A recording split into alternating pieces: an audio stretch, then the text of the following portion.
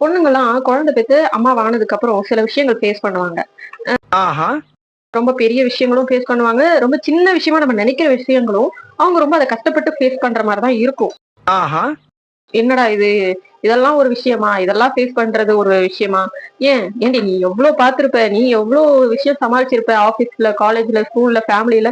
இதுக்கெல்லாம் போயா வந்து இதெல்லாம் ஒரு விஷயம்னா நீ யோசிப்ப? அப்படின்னு நம்ம கேட்கிற மாரி விஷயங்களும், அம்மாவானதுக்கு அப்புறம் ஏன்னே தெரியாது.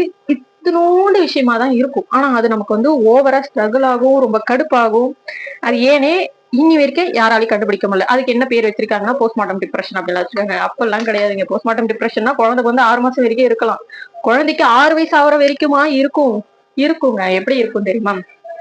ஆக்சுவலி என்னன்னா, நீங்க வந்து குழந்தை பெத்து கை குழந்தை வச்சிருக்கிறவங்களா இருக்கலாம். இல்ல 2 குழந்தைய ஸ்கூலுக்கு அனுப்புற வயசுல வச்சிருக்கலாம். இல்ல காலேஜுக்கு அனுப்புற குழந்தைய வச்சிருக்கலாம். இல்ல நீங்க குழந்தைய பெத்து வளர்த்து கல்யாணம் பண்ணி குடுத்து பேரன் பேத்தி பாக்குற ஆளுங்களாவும் இருக்கலாம். நீங்க போய் ஒரு குழந்தையோட அம்மா கிட்ட போய் சொல்ற சில விஷயங்கள் ரொம்ப காமெடியா ஜென்ரலா சொல்ற விஷயங்கள் தான். நீங்க போய் குத்தி காட்டுறீங்கலாம் சொல்ல முடியாது. நீங்க ஜென்ரலா உங்க அனுபவத்துல சொல்றதோ, இல்ல சும்மா நீங்க நியூஸ்ல கேட்கறத வச்சு சொல்றதோ, இல்ல டாக்டர் உங்களுக்கு உங்க பிள்ளைங்களுக்கு சொல்றத வச்சு சொல்றதோ, நீங்க போய் 1 தடவ 2 தடவ இல்ல. திரும்ப திரும்ப அத அட்வைஸா குடுக்கும்போது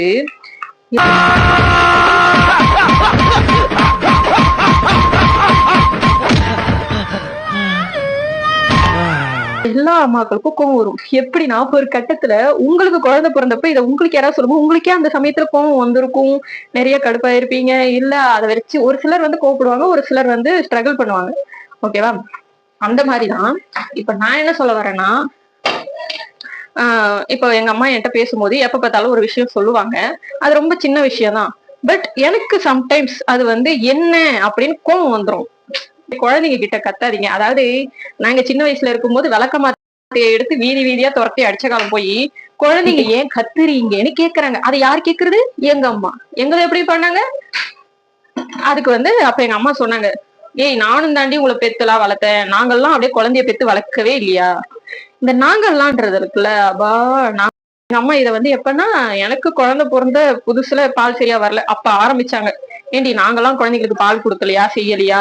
இதுக்கெல்லாம் போய் யாராவது வந்து இவ்ளோ பேசுவாங்களா? இவ்ளோ ட்ராமா பண்ணுவாங்களான்னு?" சொல்லிட்டு அப்ப கேட்டாங்க. இப்ப வரைக்கும் அந்த பேச்சு வந்து எங்க அம்மாட்ட முடியல. நானே எங்க அம்மாட்ட ஒரு கட்டத்துக்கு மேல நேத்து வந்து அதாவது